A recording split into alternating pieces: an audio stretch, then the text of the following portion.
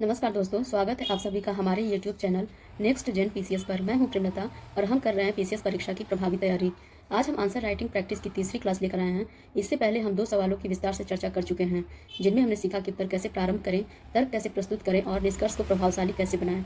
अगर आपने पहले के 2 क्लास नहीं देखे हैं तो उन्हें जरूर देखें।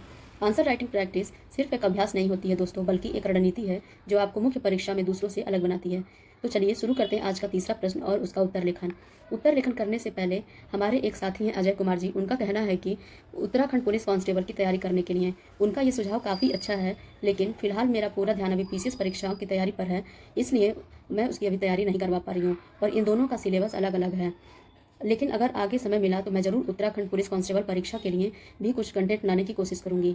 भविष्य में आपकी तैयारी में मदद करने के लिए मैं प्रयास करूंगी। तब तक आप मेरे चैनल से जुड़े रहें अजय जी, क्योंकि यहाँ आप सामान्य अध्ययन, करंट अफेयर्स और कई ऐसे टॉपिक्स की तैयारी कर सकते हैं जो सभी प्रतियोगी परीक्षाओं के लिए फायदेमंद होते हैं।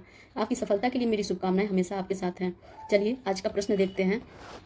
हाल के वर्षों में जीन संपादन तकनीकों जैसे CRISPR CAS9 ने चिकित्सा विज्ञान में क्रांतिकारी परिवर्तन की संभावनाएं प्रस्तुत की हैं।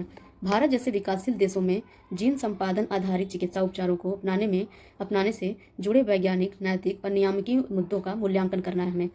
चलिए इसके उत्तर को देखते हैं।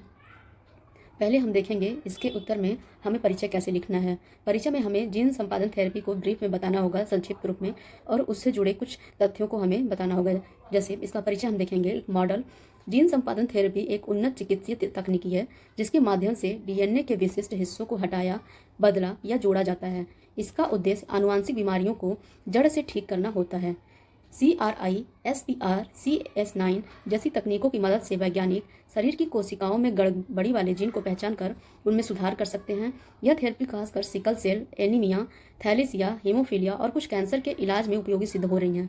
यह तकनीकी आनुवांशिक चिकित्सा में क्रांतिकारी परिवर्तन लाने की क्षमता रखती है, लेकिन इसके नैतिक, वैज्ञानिक और कानूनी पहलुओं पर गंभीर से विचार करने की आवश्यकता है। देखते हैं इससे जुड़े वैज्ञानिक मुद्दे।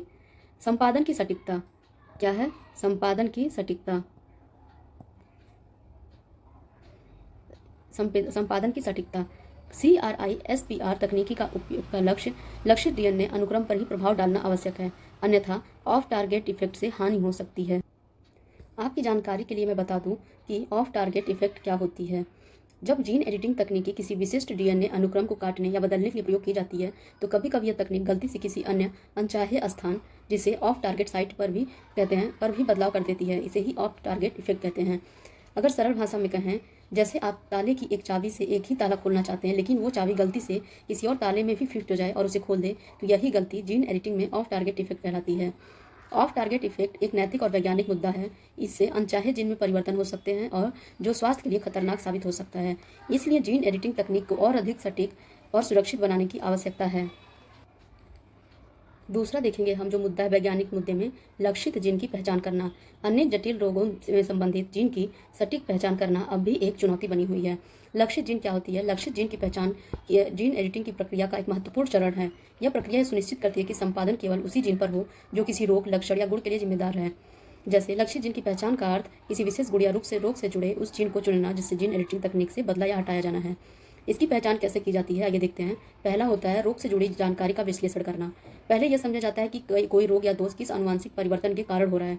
इसके लिए जीनोमिक विश्लेषण या जीनोमिक एनालिसिस, संपूर्ण डीएनए अनुक्रमण आदि का प्रयोग किया जाता है। दूसरा, विशिष्ट जीन अनुक्रम की पुष्टि करना। लक्षित जीन की पहचान तब होती है जब वैज्ञानिक उस विशेष डीएनए अनुक्रम की पुष्टि कर लेते हैं जिसे संपादित करना है। तीसरा, CRISPR जैसी तकनीकों में गाइड आरएनए द्वारा एक गाइड आरएनए तैयार किया जाता है जो केवल उसी लक्षित जीन से जुड़ता है। यह सुनिश्चित करता है कि एडिटिंग प्रक्रिया सटीक हो। अगर लक्षित जीन की पहचान गलत हो जाए तो ऑफ टारगेट इफेक्ट हो सकता है, जिससे अन्य जीन प्रभावित होंगे। इससे cancer, thalassaemia, sickle cell anaemia जैसी बीमारियों के इलाज में सटीक लक्षित जीन की पहचान जरूरी होती है। चलिए अगला हम देखते हैं हेडिंग, सुलभता और लागत।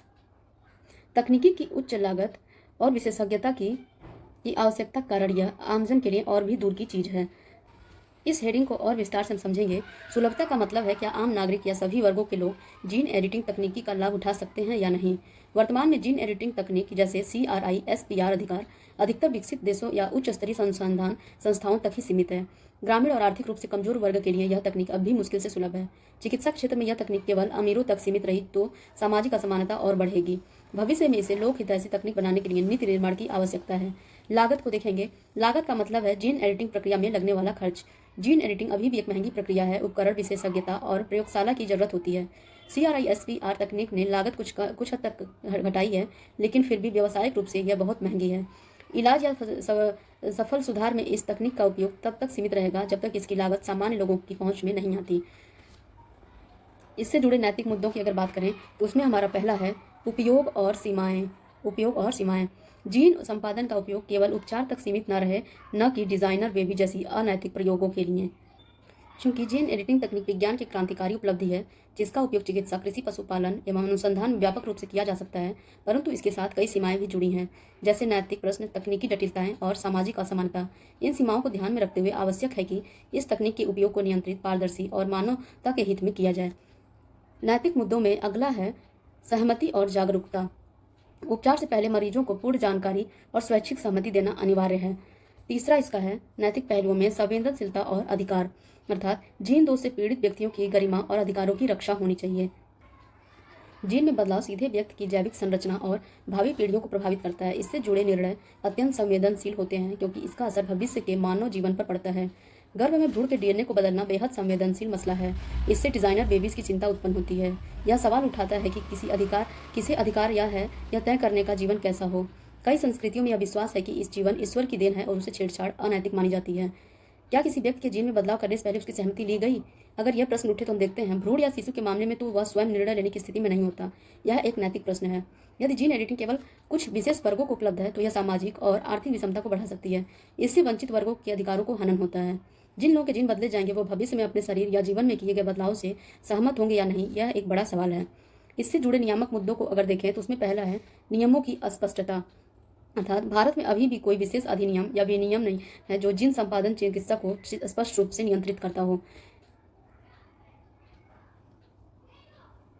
जीन एडिटिंग जैसी तकनीकें तेजी से विकसित हो रही हैं। बिना स्पष्ट नियमों के इनका गलत इस्तेमाल या अनियंत्रित प्रयोग हो सकता है।